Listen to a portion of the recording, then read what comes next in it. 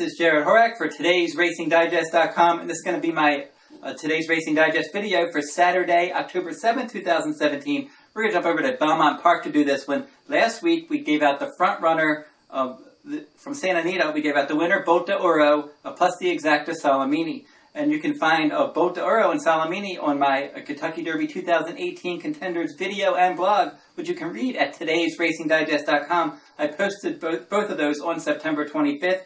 Bolt d'Oro going into the front runner was my #1 early Derby contender, and he didn't disappoint in the front runner, running away with that one. And Salamini was #4 on my list heading into the front runner, and he finished a decent second for trainer Bob Backert. So both of those horses continue to have a lot of promise.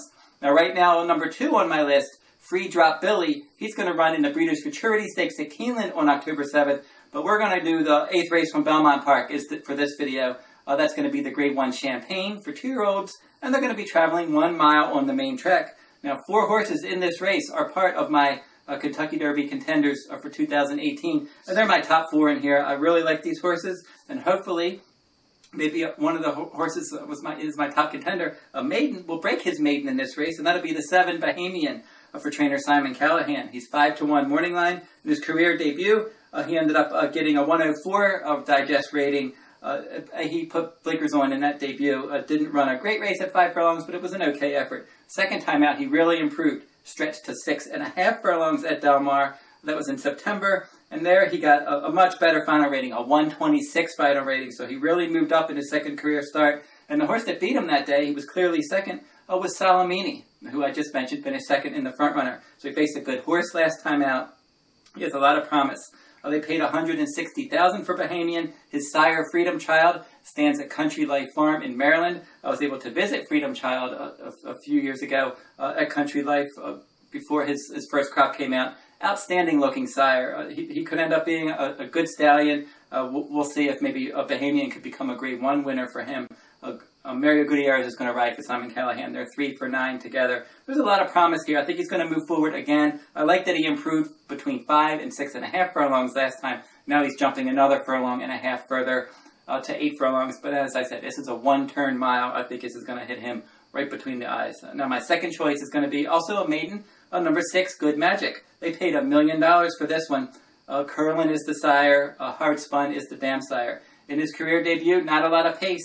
He chased another horse in this race, Hazit, all the way around the track. He was the favorite, but the pace was slow, and he ended up finishing a solid second for trainer Chad Brown and getting a 128 today's Racing Digest final rating.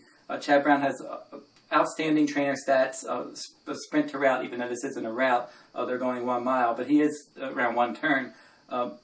30-plus day layoff runners, second-time starters. Chad Brown has outstanding stats. Jose Ortiz is going to ride. They're 22 for 66 together. Outstanding jockey trainer team. A horse that cost a lot of money with an outstanding pedigree. He ran well in the debut, and he could easily graduate in this spot. My third choice in here, we're going to jump towards the outside, and we're going to use #9, Honorable Treasure, at 6-1 morning line. And he got a 134 today's Racing Digest final rating last time out, graduating at 7 furlongs on the main track. His first race was 1 1/16 on turf, so he moved from turf to dirt. He cut back to 7 furlongs, got a big digest final rating. He got a 129 CPR, a 90 fire rating. All good numbers for trainer Ken McPeak.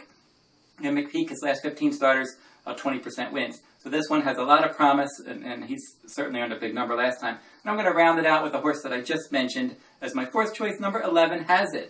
He's the one that went wire to wire to beat Good Magic last time out for trainer Todd Pletcher. Pletcher has outstanding stats. John Velasquez, Todd Pletcher, they've been a good jockey trainer team for a long time. They paid $430,000 for this son of Warfront, and he's probably going to show some speed from that outer post.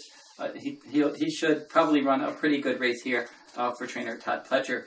So here's how we're going to play this one. #7, Bahamian, my top choice. We will make a win wager on him. We'll play exactas. We'll put Bahamian on top of Good Magic, Honorable Treasure, and Hazit, and then we'll come back and reverse that exacta with Good Magic, Honorable Treasure, and Hazit on top of Bahamian, and then a trifecta. We're going to put #6, Good Magic, #7, Bahamian on top. We're going to put all in second, and then we're going to add #9, Honorable Treasure, #11, Hazit in the 3rd spot.